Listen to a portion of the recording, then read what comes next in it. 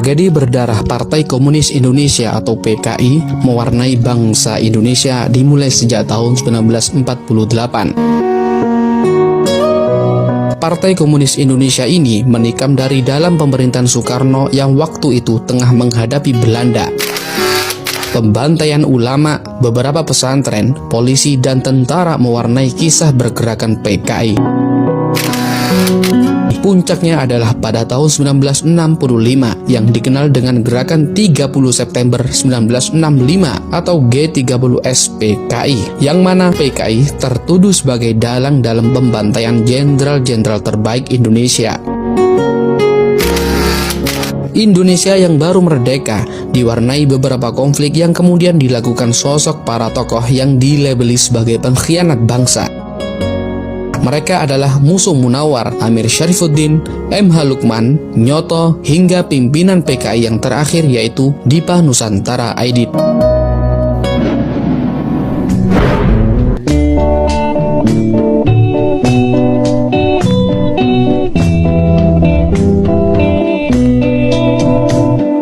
Tokoh-tokoh PKI ini diketahui kemudian mati dengan cara yang tragis. Berikut tokoh-tokoh PKI yang akan kita ulas dalam video ini. Genjer-genjer nong kedoan batik keleler. Genjer-genjer nong kedoan batik keleler.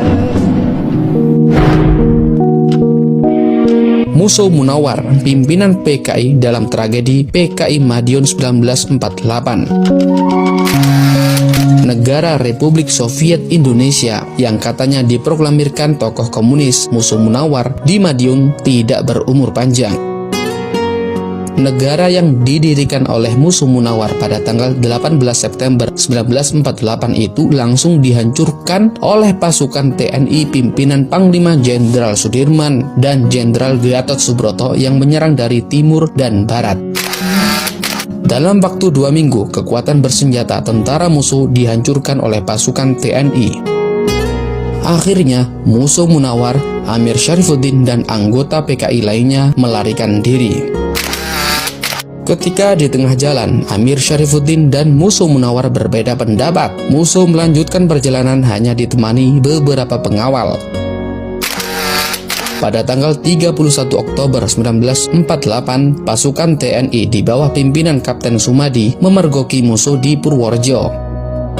Musuh Munawar menolak menyerah dan melarikan diri. Dia bersembunyi di sebuah kamar mandi.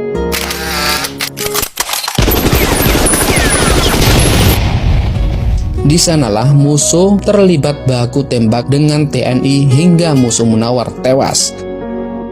Beberapa sumber menyebutkan jenazah musuh dibawa ke alun-alun dan dibakar.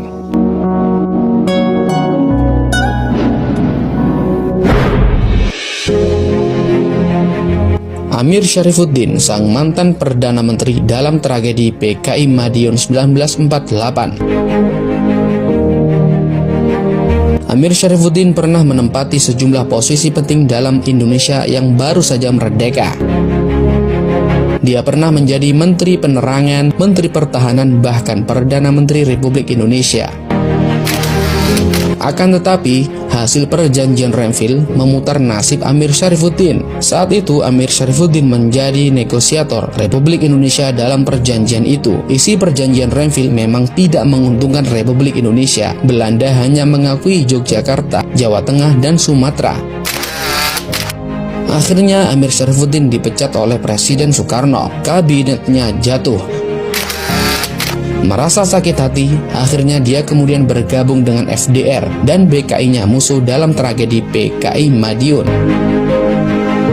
Bisa dibilang Amir Syarifuddin bukanlah tokoh PKI asli. Dia hanya sakit hati karena dipecat dan merasa disingkirkan oleh Presiden Soekarno. Saat pemberontakan Madiun dihancurkan oleh TNI, Amir Syarifuddin melarikan diri. Dia akhirnya ditangkap TNI di hutan kawasan Purwodadi pada tanggal 19 Desember 1948.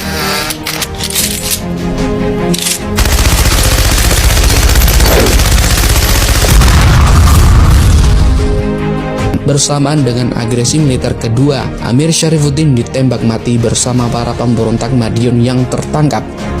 Eksekusi akhirnya dilakukan dengan terburu-buru oleh TNI. Sebelum meninggal dunia, Amir Syarifuddin menyanyikan lagu Internasionale yang merupakan lagu komunis. Amir Syarifuddin juga menyempatkan menyanyikan lagu Indonesia Raya. Akhirnya peluru seorang polisi militer mengakhiri hidup Amir Syarifuddin.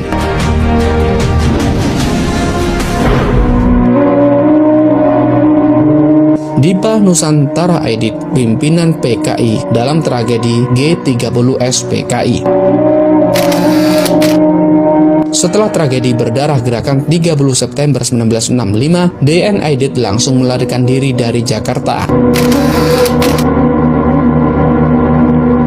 Aidit lari ke daerah basis-basis PKI di Yogyakarta. Lalu Aidit berkeliling ke kota Semarang dan kota Solo. Dia masih sempat menemui beberapa pengurus PKI di daerah untuk melakukan koordinasi. Atau penjelasan detail lainnya sehubungan dengan pertanyaan.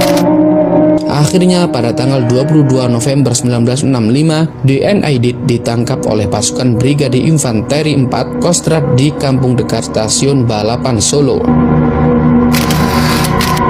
Kepada Komandan Brigif 4 Kolonel Yasir Hadiboroto, Aidit minta dipertemukan dengan Soekarno.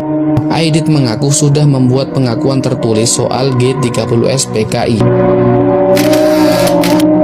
Dokumen itu rencananya akan diberikan kepada Presiden Soekarno, akan tetapi keinginan Aidit tidak pernah terpenuhi. Keesokan harinya, Yasir dan pasukannya membawa DN Aidit ke sebuah sumur tua di belakang markas TNI di kota Boyolali.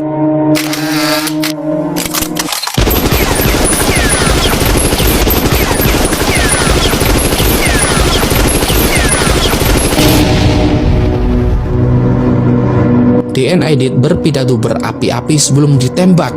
Berondongan senjata AK-47 mengakhiri hidup sosok ketua Komite Sentral PKI. Kuburan pasti DN Aidit tidak diketahui hingga kini.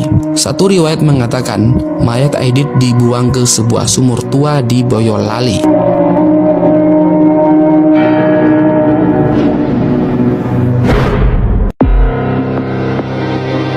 MH Lukman dalam tragedi G30S PKI.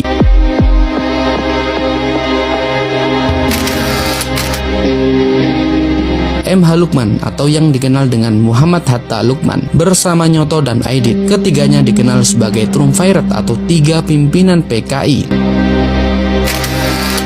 Sejak kecil MH Lukman terbiasa hidup di tengah pergerakan. Akan tetapi MH Lukman memilih komunis sebagai jalan hidupnya. Setelah pemberontakan PKI 1948, tiga serangkai ini yaitu DN Aidit, MH Lukman, dan Nyoto mengambil alih kepemimpinan PKI dari para tetua komunis. Di pemerintahan, Lukman memilih menjabat sebagai wakil ketua DPR gotong royong. Tidak banyak data mengenai kematian MH Lukman. Saat itu beberapa hari kemudian setelah gerakan 30 September 1965 gagal, MH Lukman diculik dan ditembak mati tentara. Mayatnya maupun kuburannya tidak diketahui.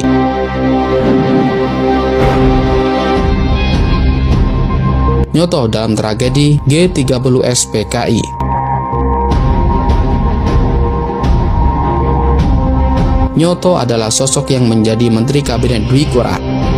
Mewakili PKI, dia adalah salah satu orang yang dipercaya Soekarno untuk menulis pidato kenegaraan yang akan dibacakan Soekarno.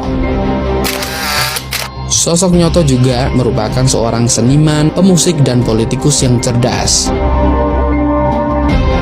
Menjelang tahun 1965, isu berhembus. Nyoto diisukan berselingkuh dengan wanita Rusia. Inilah yang membuat DN Aidit memutuskan akan memecat Nyoto. Menjelang G30S PKI, Nyoto sudah tidak lagi diajak rapat pimpinan tinggi PKI.